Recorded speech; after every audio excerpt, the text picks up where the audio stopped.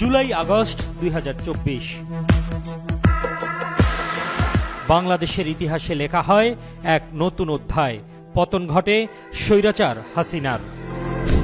জুলাই আগস্টের সেই আন্দোলনে শহীদ হন বিএনপির 400-রও বেশি নেতাকর্মী। কয়েক হাজার বিএনপির কর্মী সমর্থক আহত হয়েছেন, পঙ্গুত্ব বরণ করেছেন। এ থেকে স্পষ্ট হয় রক্তে ভেজা গণ অভ্যুত্থানে বড় ভূমিকা রাখে বিএনপি। বছর ঘুরে আবারও চলে আসছে স্মৃতিময় রক্তাক্ত সেই জুলাই আগস্ট। বর্ষপূর্তিতে বিএনপি নিচ্ছে তাৎপর্যপূর্ণ কর্মসূচি। ছাত্রদলের আলোয় আলোয় স্মৃতি সমুজ্জ্বল অনুষ্ঠানের মাধ্যমে আনুষ্ঠানিকতা শুরু হবে।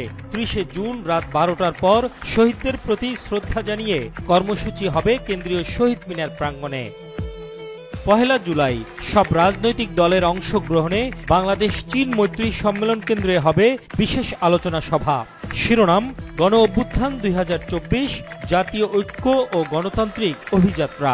প্রধান অতিথি হিসেবে যুক্ত থাকবেন বিএনপির ভারপ্রাপ্ত চেয়ারম্যান তারেক রহমান। 3রা জুলাই সারা দেশব্যাপী রক্তদান কর্মসূচি। 5 জুলাই ধানমন্ডি ক্লাব মাঠে বিশেষ ফুটবল টুর্নামেন্ট। 9 জুলাই স্বৈরাচার হাসিনা আমলের মানবাধিকার লঙ্ঘন নিয়ে বিশেষ সেমিনার। 12 জুলাই ছাত্রদলের শহীদ পরিবারের সঙ্গে কথা বলবেন বিএনপির ভারপ্রাপ্ত চেয়ারম্যান তারেক রহমান। 15 জুলাই ছাত্রদল টিএসসিতে আয়োজন করবে বিশেষ সভা, যার শিরোনাম গণ অভ্যুত্থানের মাগ বদলের দিন। 16 জুলাই শহীদ ওয়াসিম ও শহীদ আবু সাইদের স্মরণে চট্টগ্রাম ও রংপুরে হবে ছাত্র সমাবেশ। 17 জুলাই আন্দোলনে শহীদ ছাত্রদের স্মরণে ঢাকা বিশ্ববিদ্যালয়ের টিএসসিতে হবে স্মরণ সভা। 18 জুলাই শুক্রবার সারা দেশে শহীদদের স্মরণে দোয়া মাহফিল, কালো ব্যাজ ধারণ ও মৌন মিছিল হবে। 19 জুলাই বসুন্ধরা কনভেনশন সেন্টারে বেসরকারি বিশ্ববিদ্যালয় শিক্ষার্থী ও শিক্ষকদের সমাবেশে যুক্ত থাকবেন তারেক রহমান। 20 জুলাই শহীদদের নামে সারা দেশে বৃক্ষরোপণ কর্মসূচি। 21 জুলাই গণ অভ্যুত্থানে পেশাজীবীদের অবদান নিয়ে আলোচনা সভা। 22 জুলাই ফ্যাসিবাদ বিরোধী আন্দোলনে নারীদের অবদান।